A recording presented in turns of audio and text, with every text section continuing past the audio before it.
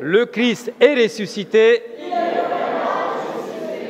Amen. Nous sommes toujours dans le temps pascal liturgique. C'est pour ça qu'il nous faut nous rappeler que Jésus est vraiment vivant, vraiment ressuscité. Ceux qui sont avec nous pour la première fois, ne soyez pas étonnés. Nous avons chanté les signes de la croix, nous avons applaudi Jésus, nous avons applaudi l'Évangile. Tout cela, c'est tout à fait catholique. Si vous voyagez notamment au Brésil, vous allez vivre des messes comme ça et encore pire, encore mieux que ça, plus ferventes, plus joyeuses, plus exubérantes, parce que les chrétiens, c'est une religion de la joie du Seigneur. Amen ou pas amen? Eh bien oui, c'est très très important de savoir que même si on va mal, même si c'est difficile, le Seigneur est ressuscité, Jésus est vivant, Jésus est à nos côtés jusqu'à la fin du monde. Amen ou pas amen? Voilà. Donc, très bien. Alors maintenant, aujourd'hui, il y a un truc génial. Génial, la première lecture. Je ne sais pas si vous avez bien écouté la première lecture, sinon il faut la reprendre à la maison. Et en tout cas, je vais vous la raconter. Enfin, c'est parce que il y a des choses qui se passent. C'est la première lecture. Il y a des choses qui, voilà. La première lecture, donc, c'est tiré des Actes des Apôtres. Vous savez que les Actes des Apôtres, c'est le livre du Saint-Esprit. Hein, c'est par excellence. Pourquoi c'est le livre du Saint-Esprit? C'est un livre, bien sûr, qui se trouve dans la Bible, hein, pour ceux qui ne savent pas encore. Le livre du Saint-Esprit, parce qu'on voit dans le Actes des Apôtres, c'est que le Saint-Esprit est capable de faire quand les chrétiens ouvrent leur cœur. Je te veux, Saint-Esprit, n'hésite pas. Et il y a des trucs qui se passent, c'est trop bien. Et on voit dans les Actes des Apôtres comment le Saint-Esprit lui-même, celui qui était donné le jour de la Pentecôte, conduit depuis l'Église, les disciples de Jésus, l'Église, quand il ouvre de nouvelles portes, quand il conduit, c'est trop bien. Mais bon, je ne vais pas vous tout commenter, tout le livre des Actes des Apôtres, mais aujourd'hui, concrètement, on voit donc Paul et Barnabé, deux disciples de Jésus, qui arrivent dans une nouvelle ville. Ils sont envoyés en mission, ils voyagent d'une ville à l'autre, d'un village à l'autre. Et en fait, à chaque fois, ils parlent de Jésus, ils proclament Jésus, ils annoncent Jésus, ils prient pour les malades. Il y a des choses qui se passent. Le Saint-Esprit agit, Jésus agit. Et là, on voit aujourd'hui, ils arrivent dans une ville qui s'appelle Antioche de Pisidie. Bon, le nom n'est pas important. Et là, la première chose, Paul est juif d'origine, Barnabé aussi. Donc la première chose, ils vont s'adresser aux juifs. Ils vont à la synagogue le jour du sabbat. Donc, on ne voit pas tout parce qu'on nous a coupé un petit morceau au milieu, mais ce n'est pas grave. Donc ils sont là, dans la synagogue, ils sont bien accueillis par les juifs de cette ville. Et les juifs leur disent, bon, quand ils voient qu'ils sont des nouveaux, des visiteurs qui arrivent, ils leur disent, écoutez, frères, est-ce que vous pouvez nous annoncer, nous dire une parole? Donc du coup, Paul prend la parole. Alors là, on nous a coupé ça. Bon, il y a tous ces discours de Paul qui, avec toute sa joie, avec toute sa ferveur, annonce Jésus, oui, vous savez que Dieu nous a promis, etc. La promesse de Dieu s'est réalisée en Jésus. C'est Jésus qui était tué sur la croix, il est ressuscité, il est bien vivant, il est au milieu de nous, etc. Enfin, avec mes paroles. Et donc tout le monde est émerveillé. Tout le monde est, waouh! Ah oui, tous les juifs sont là complètement, c'est trop génial. En plus, on nous dit qu'il y avait des juifs, plus de gens d'origine païenne, donc non juifs, mais qui croyaient en Dieu d'Abraham, au Dieu d'Israël. Donc tous sont là, émerveillés. En plus, ils sont tellement émerveillés que même quand ils ont quitté la synagogue, toutes ces personnes accompagnent encore Paul et Barnabé, et ils posent plein de questions. Et donc eux, ils prennent du temps, la nuit, pour leur parler de Jésus encore. Tout va bien, tout le monde est content, tout le monde est émerveillé, tout le monde est extasié par rapport à Jésus. C'est bien. Qu'est-ce qui se passe une semaine plus tard? Donc la semaine après, de nouveau le jour de sabbat, tout le monde se rencontre de nouveau pour prier ensemble, mais il y a une nouveauté. Il y a une nouveauté, c'est-à-dire qu'il y a, cette fois-ci, il n'y a pas que de juifs et que quelques sympathisants là, des croyants en Dieu, mais toute la ville, toute Antioche pratiquement se retrouve là. Pourquoi? Parce que pendant une semaine, c'est les gens qui ont vécu des choses incroyables avec Dieu, avec Jésus, grâce à Paul. En fait, ils ont tellement bien parlé, ils ont tellement bien annoncé que toute la ville est là. Alors, quelle est votre première réaction? C'est trop chouette. si tout ferait juste pour être là, à la porte de Saint-Roch. Bon, on va partager un peu avec Cathédrale et aussi la paroisse du Sacré-Cœur. Bon, mais si toute la ville, tous ses habitants, 50 000 personnes pouvaient être à la porte parce que l'église sera trop petite, mais ce n'est pas comme ça. Là, aujourd'hui, ce n'est pas comme ça du tout. En fait, toute la ville est là parce qu'ils vont entendre parler de Jésus, ils veulent vivre quelque chose avec Jésus, et ces mêmes personnes qui ont été touchées la semaine auparavant, c'est-à-dire les Juifs, en fait, ils sont en rage. C'est le contraire qui s'est produit en eux. Au lieu d'être contents, en fait, qu'est-ce qu'ils font? On nous dit, ils contredisent les paroles de Paul, parce que Paul, comme d'habitude, il parle de Jésus, ils contredisent devant tout le monde, et en plus, il injurie Paul lui-même, sa personne. Et on nous dit pourquoi.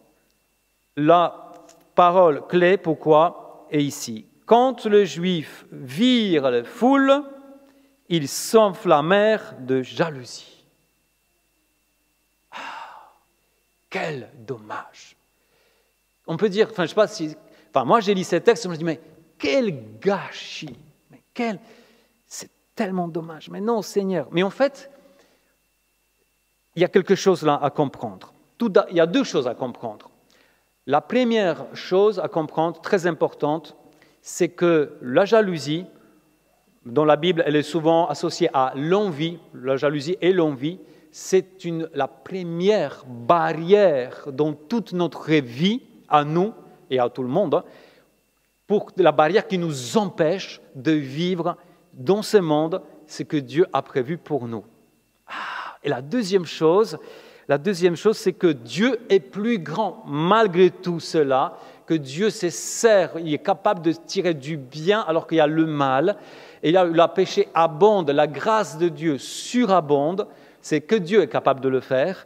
Eh bien, c'est pourquoi, à partir de ce jour bien précis, en fait, Paul, il était tellement rejeté par le Juif qu'il a dit, puisque c'est comme ça, puisque vous-même vous empêchez d'accueillir la parole de Dieu, nous allons désormais nous consacrer tout notre temps à parler à des gens qui n'ont rien à voir avec la religion, avec le judaïsme, avec la religion de l'Ancien Testament.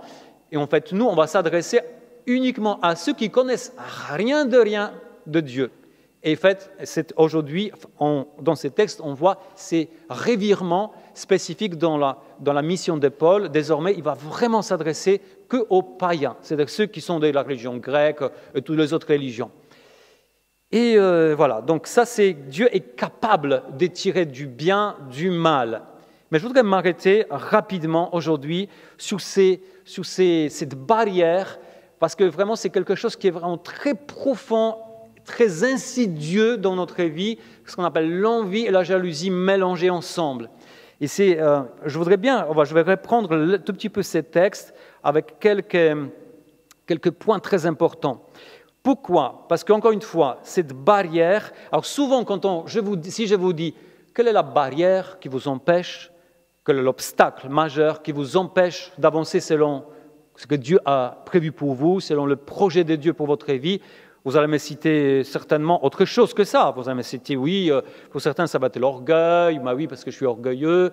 Les autres qui vont dire, moi, c'est la colère. Les autres qui vont dire, mais ouais, c'est la luxure, par exemple, ou la paresse. Mais en fait, on voit très, très mal de quelle manière que l'envie et la jalousie peut être vraiment le premier obstacle sur mon cheminement. Et pourquoi? Regardez, on va voir un tout petit peu. C'est quoi l'envie et la jalousie mêlées ensemble? C'est quoi cette attitude? C'est quoi ces péchés? C'est quoi ces mal qui habitent d'une manière très, très secrète en moi? Parce que si vous regardez bien, quand vous commencez à voyager, vous constatez que c'est cette chose-là, pas belle, en fait, c'est la chose en commun avec toutes les cultures, toutes les nationalités, avec toutes les couleurs de peau, c'est la même chose pour les riches, pour les pauvres, tout le monde est traversé, habité, plus ou moins, par l'envie et la jalousie. Et c'est vraiment quelque chose d'universel. Alors, cette chose, pourquoi c'est une barrière? Parce que quand je suis habité par l'envie, en fait, je suis occupé à vivre la vie, pas la mienne, mais de quelqu'un d'autre. Ça commence déjà depuis tout jeune. Quand on est adolescent, souvent on a des posters des stars qu'on voudrait ressembler. Ah ouais, je voudrais être comme elle ou comme lui. On s'est fait des super posters sur les murs. Oh ouais, c'est trop bien. Bon, ça ne dure pas trop longtemps parce que l'adolescence ne dure pas très longtemps, normalement, parce que certains restent l'adolescent pendant toute leur vie. Mais c'est quelque chose de fort. Pourquoi? Parce que si je veux être comme quelqu'un d'autre, ou si je veux avoir quelque chose que les autres ont, je ne sais pas, pour les dames, c'est les cheveux comme elle, si je peux avoir les mêmes cheveux, ou bien pour les messieurs, c'est plus la voiture, ou je ne sais pas quoi, la maison. Vous voyez, en fait, on passe notre vie à regarder les autres et à miser sur les choses que les autres possèdent ou qu'ils sont, mais en fait, du coup, j'oublie ma propre vie, j'oublie ce que je suis, et pourquoi qu'est-ce que Dieu a déposé en moi, là, tel que je suis. Donc, c'est pourquoi c'est une barrière, cette envie, cette jalousie, c'est une barrière qui est très souvent enfuie en moi, et qui est assez discrète, mais c'est une barrière, c'est un mal qui me ronge de l'intérieur. Parfois, je ne me rends pas vraiment compte. Et parfois, je me rends compte super bien. Bon, déjà, regardez aussi la Bible associe un autre mot à ce que je viens de vous dire, c'est la convoitise. En fait, c'est les trois mots qui vont ensemble. L'envie, la jalousie, la convoitise. C'est pourquoi le 10e commandement, mystérieusement, le 10e commandement dit « Tu ne convoiteras point la maison, la femme, le mari, etc., etc. » Tout, et ça se termine, tout ce qui appartient à ton prochain, tout. Parce que cette convoitise, cette envie, ça nous détruit. Ça détruit notre vie. Ça détruit le projet de Dieu sur notre vie. Donc, il y a 4 antidotes pour combattre, pour se débarrasser de l'envie, de la jalousie et tout ça. Le premier point, alors ceux qui notent, si vous avez l'habitude de noter des points pendant les homélies, c'était très bien, parce que quand les homélies sont structurées, ça pourrait vous travailler et ça pourrait revenir sur ça après. Le premier point pour s'en débarrasser, c'est ne jamais se comparer aux autres. Aïe, c'est difficile ça, c'est très très difficile. Et tout souvent, quand on se compare aux autres, plus ou moins, parfois c'est à la folie, parfois c'est tout petit peu, parfois c'est juste de temps en temps, mais on se compare.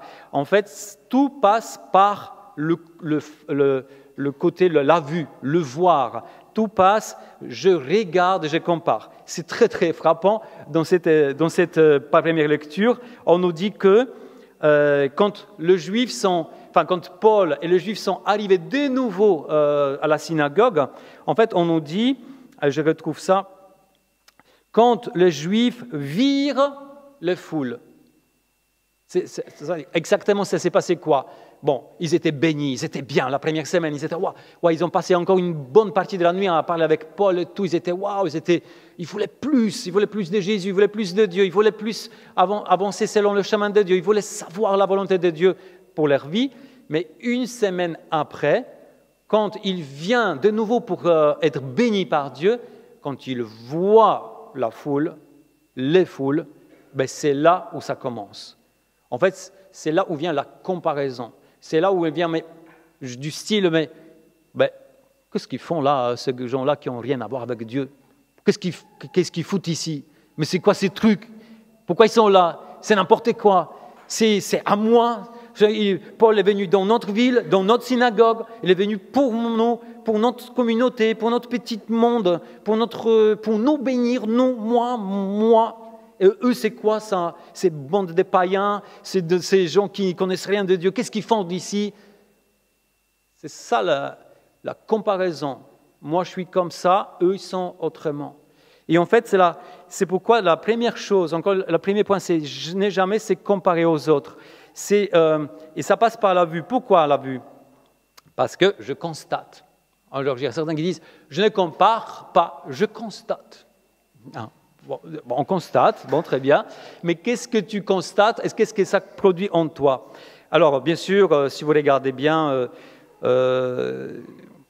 on se compare c'est la même chose. Si on prenait ça pour notre vie aujourd'hui, c'est en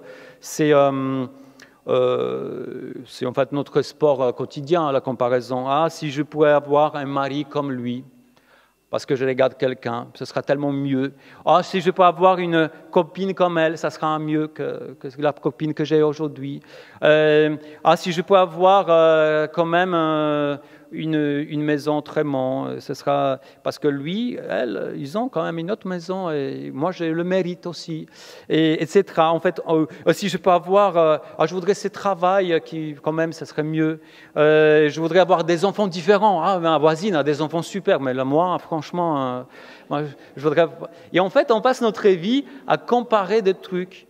Et quand je compare, quand je vois les autres choses et je les compare, en fait, je voudrais avoir autre chose.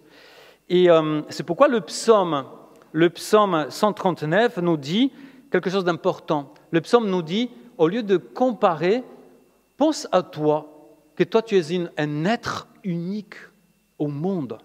Tu es un être unique dans tout l'univers. Le psaume 39 dit, c'est quelqu'un qui parle à Dieu, tu m'as tissé dans le sein de ma mère. Je reconnais devant toi le prodige, l'être étonnant que je suis. Je t'ai façonné dans le secret. J'étais encore inachevé, tu me voyais. Sur ton livre, tous mes jours étaient inscrits, recensés, avant qu'un seul ne soit. En fait, ce psaume nous dit que, en fait, Dieu, en voulant ta vie sur la terre, il t'a façonné lui-même dans le sein de ta mère. Bien sûr, il y a la nature, mais aussi il y a Dieu lui-même qui fait son œuvre. Et si Dieu le fait, ça veut dire que Dieu a voulu que tu existes, Dieu a voulu, et a un plan, un projet pour ta vie, que Dieu t'ait voyé avant même que tu naisses, et il t'a tissé lui-même, tu es unique. Alors la science nous dit aujourd'hui, c'est incroyable la science nous dit aujourd'hui que tu es vraiment, nous tous, toi personnellement, tu es un être unique dans tout l'univers. C'est-à-dire dans toute l'histoire du monde, il n'y avait pas un être comme toi aujourd'hui, et dans toute l'histoire du monde, dans l'avenir, dans le futur, il n'y aura pas un être comme toi. Tu es tellement unique. Notre empreinte de pied, c'est une empreinte unique au monde. Il n'y a personne au monde, alors qu'il y a des milliards de personnes qui ont une empreinte comme toi. Ton empreinte digitale sur ton doigt, personne n'a. Ta rétine dans l'œil, elle est unique au monde. Le timbre de ta voix est unique au monde. Et le rythme cardiaque, si vous êtes demandé au cardiologue, est unique au monde.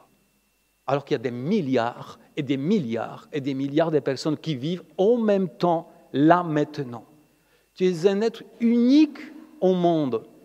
Pourquoi te comparer?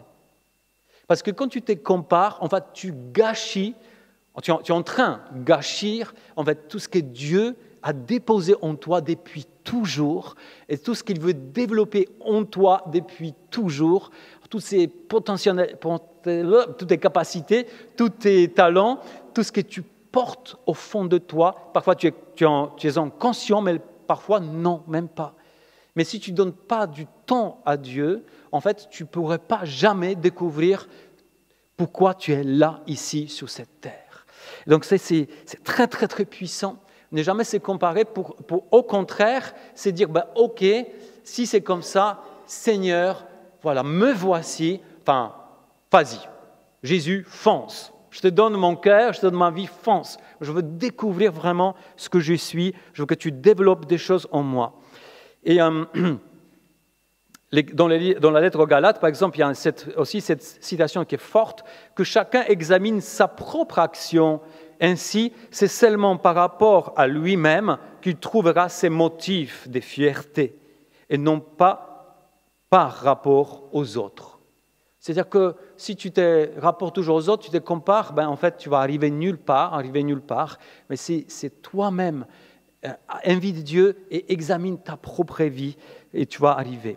Deuxième mot, deuxième clé, deuxième antidote, c'est célébrer la bonté de Dieu qui se manifeste chez les autres. célébrer la bonté de Dieu qui se manifeste chez moi, non, chez les autres. C'est-à-dire quoi? C'est-à-dire être heureux quand Dieu bénit les autres personnes.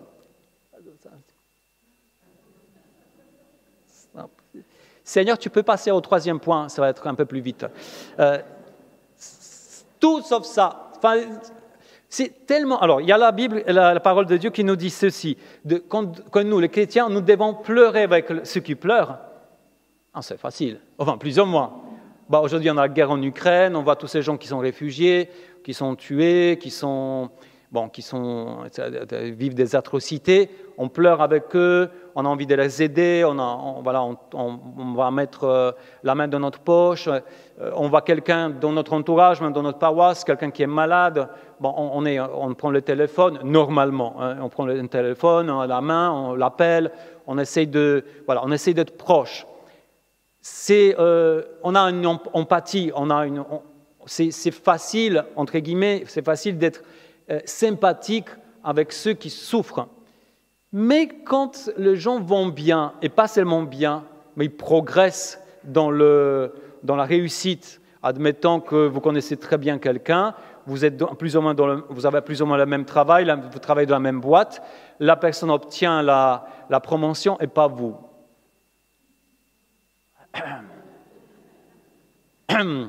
Bon, Seigneur, béni, ça va être difficile. Bon, en fait, c'est un peu ça là, on a du mal. Souvent, ça se passe justement quand on vit des choses avec des gens proches. Je veux dire, par exemple, les athlètes avec les athlètes, les écrivains avec les écrivains. C'est là où il y a l'envie qui se manifeste.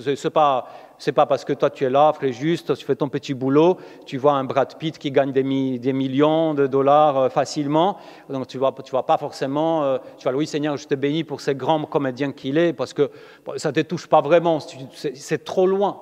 Mais les personnes qui vivent avec toi, c'est plus ou moins qui partagent le même boulot, les mêmes, qui sont très proches, là ça coince souvent. Et pourtant c'est très important, parce que ce qui est difficile le Seigneur nous invite vraiment à bénir lui dans la vie des autres. C'est Seigneur, je te bénis, parce que franchement, mon voisin qui habitait sur mon palier, en fait, il a pu s'acheter une super baraque, une super maison. Moi, je galère aussi, j'économise depuis des années, je n'arrive pas pour le moment, mais je te bénis parce que franchement, moi, je vois ta bénédiction qui se manifeste dans sa vie.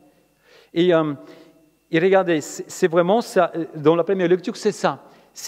Donc, le Juif voit, il commence à être en rage, et en plus, pourquoi?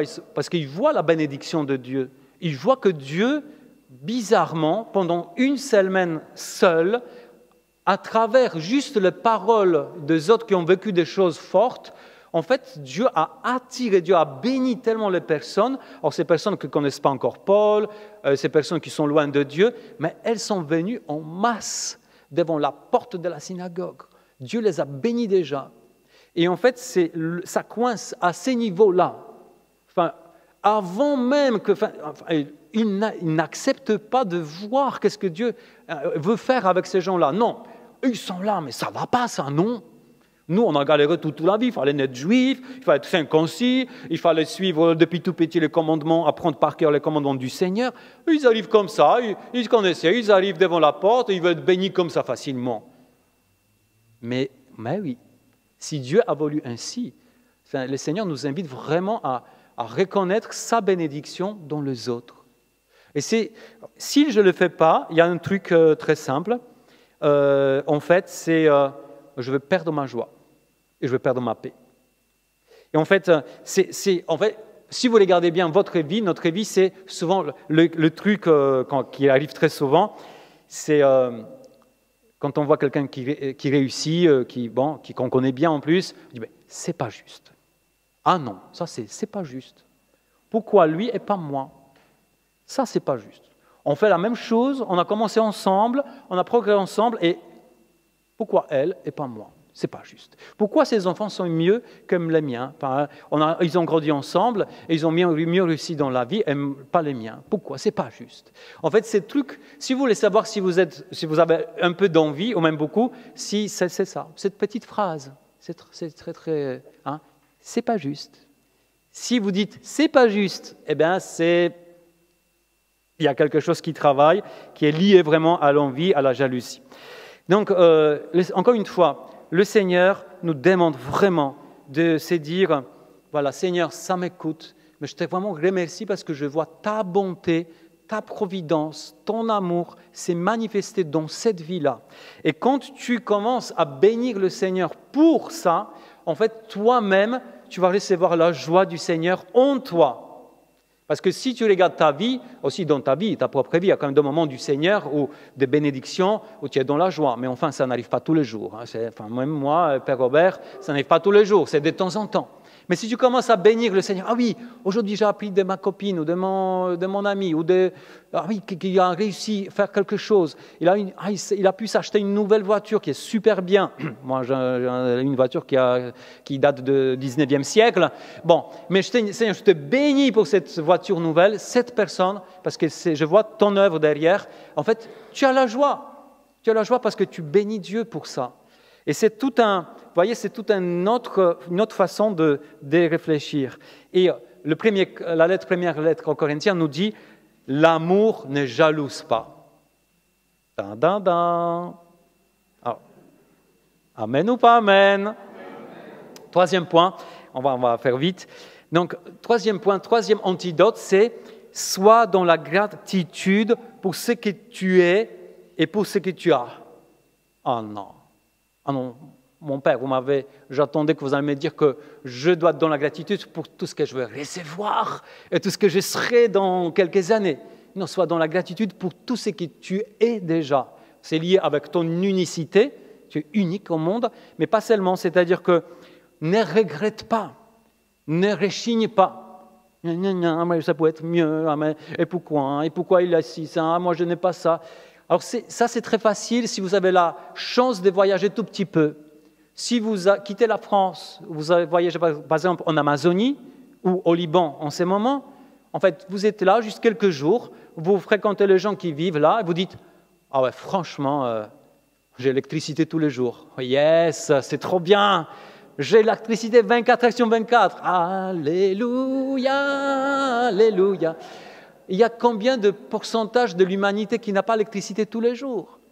On oublie ça. Ou bien en Amazonie, ceux qui mangent une fois par jour, 2 fois par jour, 2 repas par jour, 1 fois par jour seulement. Ah ben non, moi je ne veux pas manger, ça c'est trop de calories, ça c'est trop de machin, ça c'est trop vert, c'est trop rouge, c'est trop grand, c'est trop petit, c'est trop comme ça, moi je préfère comme ça. Et en fait, on est là toujours à se plaindre. Sois dans la gratitude, ne sois pas ingrat. Alors bien sûr, après il faut gérer votre vie, mais on peut gérer notre vie, même nos repas, sans être ingrat. Et on peut multiplier ces exemples. Il y a tellement, en fait, la partie de l'humanité qui a l'électricité tous les jours, qui est tout le repas, qui peut dormir tranquillement, qu'il n'y a pas de bombes ou des gens qui tirent à côté de leur maison ou dans leur maison. En fait, le pourcentage de gens qui vivent comme en France aujourd'hui, par exemple, c'est un pourcentage minime dans le monde entier. Amen ou pas amen? Amen. Sois dans la gratitude. Regarde des choses. Simplement, prends un peu de distance, regarde un peu, ah oui, je peux avoir ça, franchement, c'est une petite chose pour moi, mais Seigneur, je te remercie pour cette chose. Parce que peut-être pour les autres personnes, en fait, c'est une grande chose ailleurs dans le monde, qu'ils ne peuvent pas avoir tous les jours. Donc, ça c'est merci Seigneur. On va dire ensemble, merci Seigneur. Et encore un 4e point, je dois faire confiance à Dieu quand la vie semble injuste. Non, mais pourquoi c'est tellement difficile aujourd'hui l'homélie? Non, ça ne va pas. Mais je dois faire confiance à Dieu quand la vie semble injuste. Jésus nous dit, je suis avec vous tous les jours jusqu'à demain, jusqu'à la fin de la semaine, jusqu'à la fin du mois. Jusqu'à la fin de 2002 alors. Non, là c'est quoi? Je suis avec vous jusqu'à la fin du monde, la fin du temps. Jésus n'aimons pas. On n'a pas vu dans la Bible aucune fois où Jésus a menti. Alors je dis, je ne vais pas mourir. Et après, à 33 ans, surprise! Jésus n'a pas dit dans la Bible, écoutez, avec moi, franchement, c'est le Mercedes, une Mercedes tous les jours, tous les 10 ans, je vais vous la renouveler. Si vous croyez en moi, je vous sois. Oui, à condition que vous êtes avec moi. Non, c'est pas vrai ça. Il y a des gens qui ont vécu dans d'une grande pauvreté parfois, et ils étaient à fond avec Jésus. Jésus n'a promis pas ça, il n'a jamais dit ça. Donc Jésus, en fait, il nous demande de faire confiance à Dieu, même quand ça nous semble injuste. Parce que Dieu est là, malgré tout. Amen ou pas amen? Je ne sais pas combien de temps je prêche, quand je peux m'arrêter. Mais en tout cas, c'est les 4 points qui sont très importants pour éradiquer l'envie qui se cache parfois, qui est un peu en cachette, qui est en secret en nous, mais qui ressortent parfois quand on ne voudrait pas. Mais quand ça ressort, en fait, ça veut dire que nous avons l'envie en nous. Et on doit travailler cela parce que cette chose horrible va empêcher, comme ces Juifs-là, qui ont pu recevoir des choses incroyables, qui ont pu avancer avec Dieu d'une manière incroyable, mais ils se sont arrêtés là parce qu'ils ont dit « non, ça suffit, quoi. » Parce qu'ils sont là, nous, on n'est pas d'accord, quoi. Ils ne méritent pas. Donc là, vous voyez, aujourd'hui, l'Évangile, et j'ai fini avec ça, l'Évangile parle du bon berger. Jésus, le bon berger. Jésus lui-même se présente comme le bon berger. J'ai fini avec ça parce que c'est très important, cette image que Jésus donne de lui-même, parce que c'est une image à la fois pour moi, pour me bénir, mais aussi c'est une image pour que je puisse accueillir Jésus comme ça et être comme lui. Donc Jésus dit, alors l'Évangile était très court aujourd'hui, j'ai repris tout petit peu tout ce qu'il a dit comme bon berger. Alors j'ai remarqué ceci. Pour moi, Jésus comme le bon berger pour moi, ça veut dire quoi? Il nous appelle chacun par notre nom. Ah ouais, je suis unique. En plus, Jésus dit, je les connais. Il me connaît. Il m'appelle par mon nom à moi. Je reçois la vie de Jésus et c'est une vie en abondance, au-delà de mes conditions, de ma position matérielle. Jésus s'est sacrifié pour moi. Jésus dit, je donne ma vie pour mes brebis. Voici pourquoi le Père m'aime, parce que je donne ma vie. Donc Jésus, je reçois la vie éternelle de Jésus, et Jésus dit, tu ne périras jamais. Et encore, la dernière chose, tu es protégé par Jésus lui-même parce que tu es dans ta vie et dans la main du Christ. Et Jésus dit, personne ne les arrachera de ma main. Déjà là, si on s'arrêtait sur l'Évangile, dans ces citations aujourd'hui, vous avez aussi tout l'antidote pour cette envie, pour cette jalousie, pour cette convoitise. Si tu te rends compte que tu es appelé par le Christ lui-même, par ton nom, que tu es connu, c'est-à-dire dans la Bible, le mot « connaître », ça veut dire la connaissance comme si Jésus mettait son oreille sur ton cœur. Ah oui, ouais, je te connais, ah oui, je connais tes soucis, je connais tes tracas, je connais tes douleurs, je connais tes souffrances avec toi, avec ta famille, tout ce que tu portes, je sais ce que tu portes, je connais tes joies. C'est comme Jésus vraiment s'est penché, comme le médecin met parfois le stéthoscope sur ton cœur, mais là c'est Jésus qui met son oreille sur ton cœur. Oui, ah oui, je connais tout de toi, et je t'aime. Et vous voyez, si on prend conscience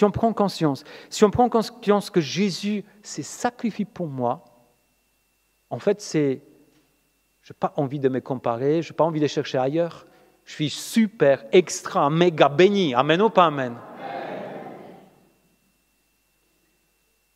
Et ça, cette même chose, en quelque sorte, Jésus nous demande à notre tour de devenir des bons bergers pour les autres.